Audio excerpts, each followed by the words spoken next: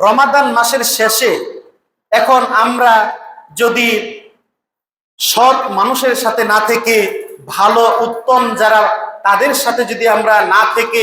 যারা সমাজের মধ্যে অশ্লীলতা ছড়ায়, যারা পাপ কাজের মধ্যে লিপ্ত হয়, যারা মুনাফিকির কাজ করে, যারা মুখে এক কথা বলে অন্তরের মধ্যে আরেক কথা, মুখে বলে এক কথা বাস্তবে কাজ করে না, ঠিক এরকম মুনাফিকদের সাথে আমরা যদি চলাফেরা করি, আমাদের উঠা বসা হয়, তাহলে আমাদের এই তাকওয়া থাকবে না, আমাদের অন্তর থেকে এই তাকওয়া চলে যাবে। এই জন্য মহান আল্লাহ তাআলা কুরআনুল কারীমে তিনি সূরা তাওবা 119 নম্বর আয়াতের মধ্যে বলেন, ইয়া আইয়ুহাল্লাযীনা আমানুত্তাকুল্লাহ, হে ঈমানদারগণ তোমরা মহান আল্লাহ তাআলাকে ভয় করো, তোমরা মহান রব্বুল আলামিনকে ভয় করো এবং ওয়াকুনু মা'আস সাদিকিন, যারা সত্যবাদী, যারা আল্লাহর ভয় যাদের অন্তরের মধ্যে আছে, তোমরা তাদের সাথে উঠা বসা করো, তোমরা সত্য কথা বলো। যারা তাকওয়াবান, যাদের চরিত্র অনেক সুন্দর, যাদের আখলাক সুন্দর, যাদের কথাবার্তা সুন্দর, যারা আল্লাহ তাআলাকে সত্যি সত্যি ভয় করে চলে, যারা মহান রব্বুল আলামিনের ইবাদতের মধ্যে থাকে, আমরা যাদেরকে খুব ভালো মানুষ বলে চিনি এবং জানি, মহান আল্লাহ তাআলা বলতেছেন যে তোমরা তাদের সাথে থাকো। তোমরা যদি তাদের সাথে থাকো তাহলে তোমাদের তাকওয়া বৃদ্ধি পাবে।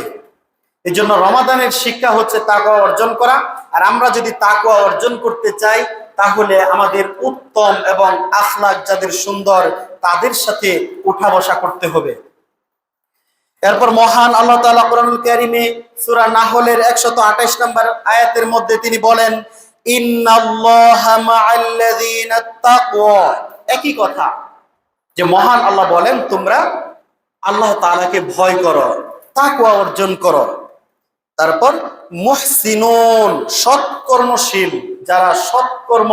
সম্পাদন করে, যারা সমাজের মধ্যে উত্তম কাজ করে, 5 ওয়াক্ত সালাত যারা আদায় করে, যাদেরকে দেখলে আমার আপনার ভিতরে ঈমান বেড়ে যায়,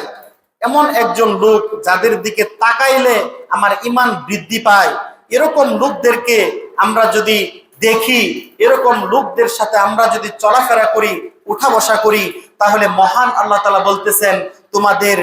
তাকওয়া বৃদ্ধি পাবে, নফসের নিয়ন্ত্রণ তখন আসবে, শয়তান আমাদেরকে খুব সহজে কাবু করতে পারবে না। এই জন্য আমাদেরকে সৎ কর্মশীল ব্যক্তিদের সাথে থাকতে হবে। মুনাফিক যারা, আমরা বর্তমান সময়ে মনে করি মুনাফিক মনে কেউ নেই, মুনাফিক সেই রাসূলুল্লাহ সাল্লাল্লাহু আলাইহি ওয়াসাল্লামের যুগেই ছিল, আমাদের সমাজে কোনো মুনাফিক নেই এটাই আমাদের ধারণা, বা আমরা কোনো মানুষকে মুনাফিক হিসেবে চিহ্নিত করতে পারি না, বা নিজেরাও যে আমরা মাঝে মাঝে মুনাফিকের কাজ করি এটা আমরা নিজেরাও বুঝতে পারি না। এর জন্য আল্লাহ তাআলার কাছে আমরা দোয়া করব, আল্লাহ তাআলা যেন আমাদেরকে মুনাফিকি থেকে বাঁচিয়ে প্রকৃত ঈমানদার ব্যক্তি হিসেবে গণ্য করেন।